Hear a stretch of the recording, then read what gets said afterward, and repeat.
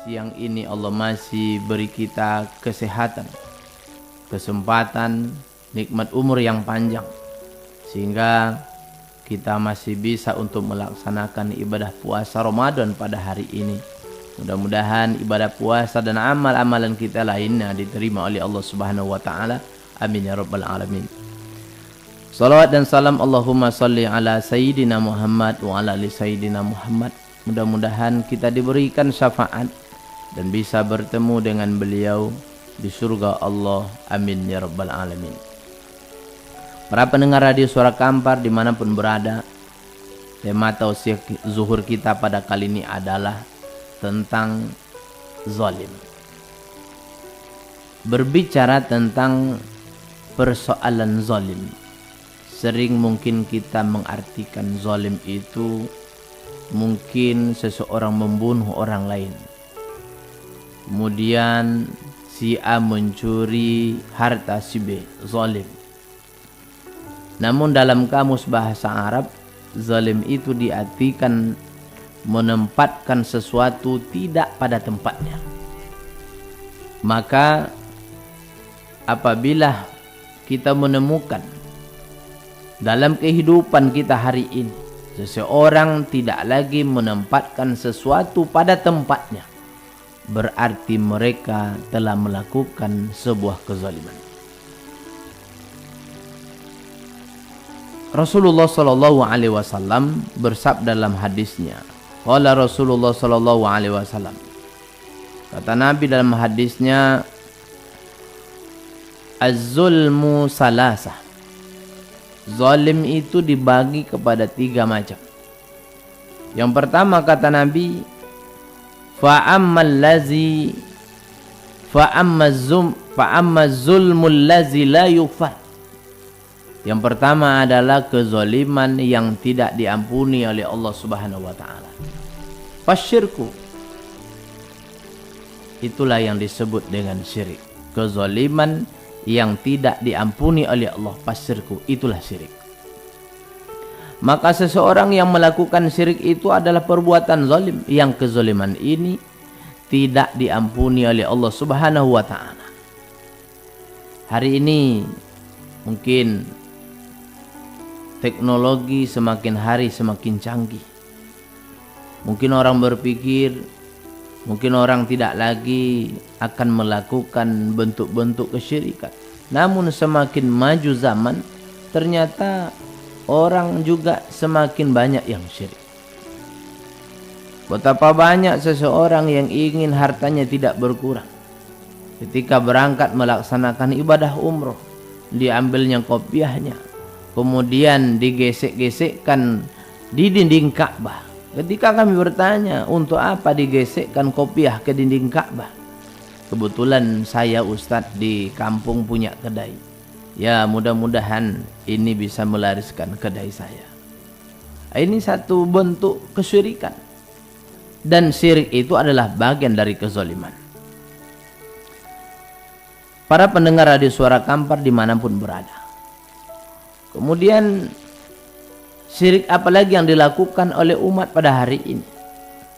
Seseorang kalau sudah terjangkit penyakit syirik ini, dia rela melakukan apapun dengan iming-iming jabatannya tidak akan diganggu orang. Maka banyaklah orang-orang yang diberikan jabatan itu rela membeli benda-benda yang katanya bisa membuat dia itu tidak bisa dilengsarkan. Semakin kokoh ketika diberikan jabatan. Maka kita diingatkan oleh Umar bin Khattab. Umar bin Khattab, apa kata beliau kepada Hajar Aswad? Hai Hajar Aswad, kalaulah bukan Rasulullah menyuruh untuk menciummu, mungkin engkau tidak akan saya cium, karena engkau tidak bisa memberikan manfaat dan tidak bisa memberikan mudarat. Kemudian ada dalam bentuk benda, ada dalam bentuk kesyirikan ini, dalam bentuk pantun-pantun, dalam bentuk ucapan-ucapan. Ketika seseorang, supaya orang menjadi segan kepadanya, diajarkan oleh mungkin datuknya, Salah satu ucapannya, hai datu hitam, panjang lidah, panjang jenggot. Itu yang diucapkan. Artinya bukan lagi menempatkan sesuatu pada tempatnya. Dia menggantungkan dirinya bukan lagi kepada Allah. Tapi dia gantungkan dirinya kepada syaitan, kepada datu panjang lidah, panjang jenggot. Itu kalimat yang diucapkan. Ini adalah perbuatan syirik yang kata Nabi dalam hadisnya ini adalah bentuk perbuatan zalim, kemudian la yukfar, tidak diampuni oleh Allah Subhanahu wa taala. Para pendengar radio Suara Kampar, pemirsa Markas TV, pendengar radio Markas 90,5 FM dimanapun berada, yang dimuliakan oleh Allah Subhanahu wa taala. Ini yang pertama, bentuk kezaliman itu adalah kezaliman yang tidak diampuni oleh Allah Subhanahu wa taala. Kemudian yang kedua, kata Nabi dalam hadisnya, wa ammaz zulmul ladzi yukfar, kezaliman yang diampuni oleh Allah Subhanahu wa taala. Itulah kezaliman seorang hamba kepada Khalik. Kezaliman seorang hamba kepada Allah Subhanahu wa taala. Artinya tidak menempatkan sesuatu pada tempatnya. Mungkin mata tidak ditempatkan pada tempatnya.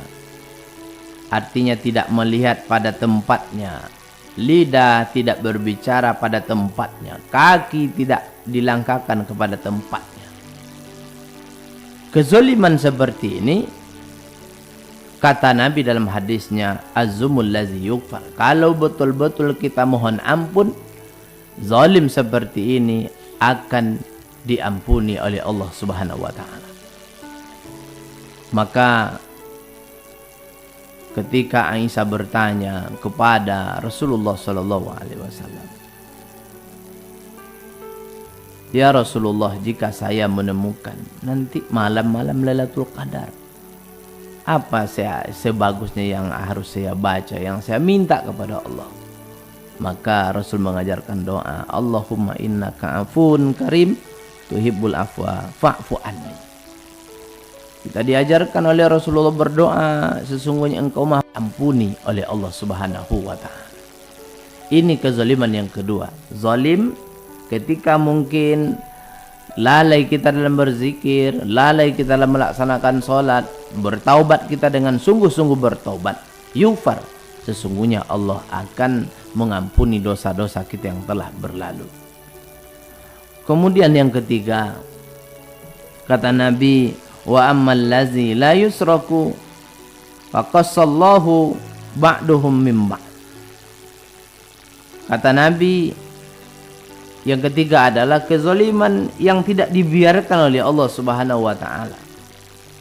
Allah tetapkan hukum qisas. Jadi ini adalah kezaliman yang tidak diampuni oleh Allah kecuali itu ada balasannya di dunia. Maka seseorang yang membunuh, maka hukumnya bunuh. Seseorang yang melukai, maka hukumnya melukai pula. Maka dalam hal ini orang-orang yang menzolimi manusia nanti, ketika di dunia dia menzoliminya, tidak menempatkan sesuatu pada tempatnya. Maka apabila kita hidup di muka bumi Allah, jadi apapun kita hari ini, jadi pengusaha, jadi pedagang, jadi petani, jadi pemimpin, jadi ustadz, jadi apapun, apabila di muka bumi Allah ini kita tidak menempatkan sesuatu pada tempatnya, maka ini adalah kezaliman yang tidak diampuni oleh Allah Subhanahu wa taala, karena ini berhubungan dengan manusia.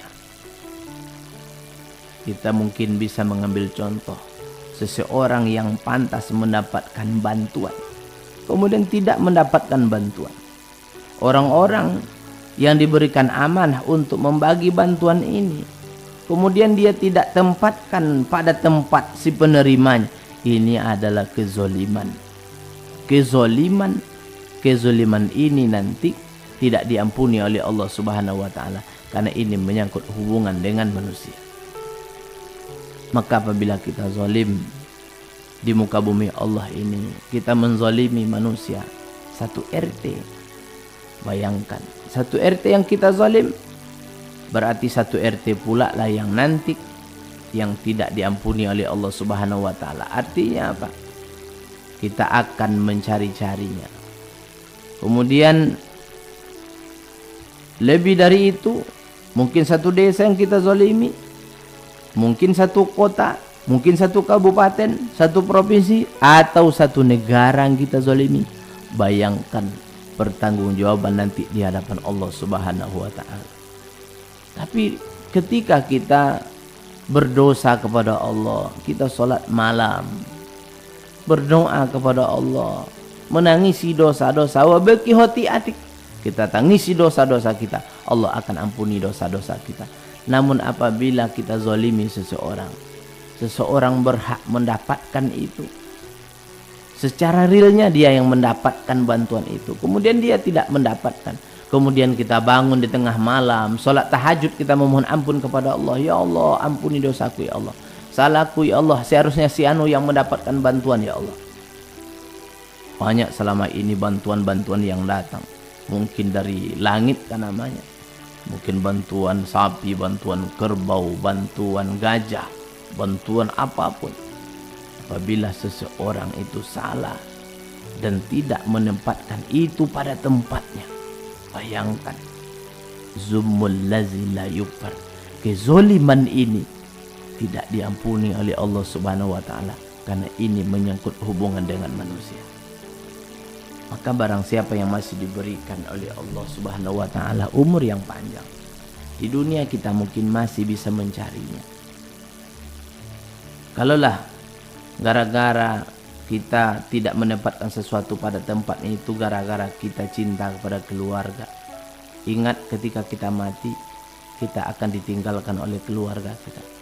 Kalaulah kita tidak menempatkan sesuatu pada tempatnya gara-gara cinta kepada harta, di atas muka bumi Allah ini, dulu ketika di dunia banyak orang-orang yang pernah kita zalimi, mungkin orang-orang yang kita tidak cukup memberikan gajinya, mungkin keringat orang kita tidak membayarnya, mungkin uang asam lah namanya, uang patah-patah kan namanya, banyak hari ini uang apa-apa. Tapi ingat, kezaliman ketika berhadapan dengan manusia, zalimi manusia, la yufar, tidak diampuni oleh Allah Subhanahu wa taala. Jadi apa nanti yang kita harapkan untuk mengganti? Diharapkan hanya amal kita. Bersyukur kalau amal kita banyak. Tapi yang menyedihkan adalah ketika kita meninggal dunia. Kata Nabi, nanti di hari kiamat itu ada orang yang bangkrut. Tahukah kalian orang yang bangkrut? Kata Nabi, orang yang habis hartanya mungkin dalam berdagang. Tidak, kata Nabi, orang yang amalnya banyak, kata Nabi, tapi amal itu habis untuk membayar orang-orang yang dulu ketika di dunia dia zalimi dengan lidahnya, dia zalimi dengan tanda tangannya, dia zalimi dengan kebijakannya. Kita tidak bersalah namun kita dizalimi. Itu harta kita yang sebenarnya.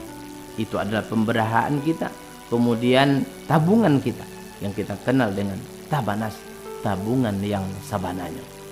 Bapak Ibu para pendengar radio Suara Kampar, pemirsa Markas TV, pendengar radio Markas 95 FM dimanapun berada.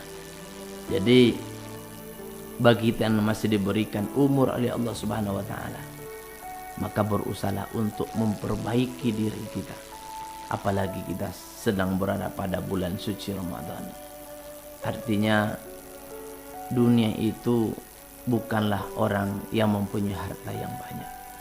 Dunia itu bukanlah orang-orang mempunyai jabatan yang tinggi. Namun Nabi mengatakan orang yang mendapatkan dunia itu tiga. Pertama, ada yang akan dia makan pada hari itu. Maka kalau ada yang kita makan pada hari ini, itu kita sudah mendapatkan dunia. Betapa banyak orang-orang kaya hari ini. Ada yang dia makan, tapi pantangnya banyak. 72 macam pantangan. Ternyata dunia sudah berkurang. Yang kedua, orang yang mendapatkan dunia itu adalah orang-orang yang mempunyai badan yang sehat. Banyak hari ini orang memiliki kekayaan, kebun yang luas, tapi tidak diberikan kesehatan oleh Allah Subhanahu wa taala. Maka kalaulah kita sudah diuji sakit, itu separuh dunia itu hilang dari diri kita. Maka bersyukur, jaga kesehatan, karena kesehatan itu teramat mahal harganya. betapa banyak hari ini orang-orang yang ketika mungkin sibuk dengan melaksanakan qiyamul lail, namun mereka sibuk di rumah sakit. Kemudian yang ketiga, orang mendapatkan dunia itu adalah orang-orang yang mempunyai otak yang tenang. Ketika dia bangun pagi, dia mendapatkan otak yang tenang. Hari ini banyak orang mempunyai harta tapi tak tenang. Hari ini banyak orang yang diberikan amanah jabatan oleh Allah tapi tak tenang. Ada orang-orang tidak mempunyai harta yang banyak. Ya pas-pas dan cukup untuk makan, cukup menyekolahkan anak. Kemudian dia dapatkan dengan halalan thayyibah, diberikan ketenangan oleh Allah SWT.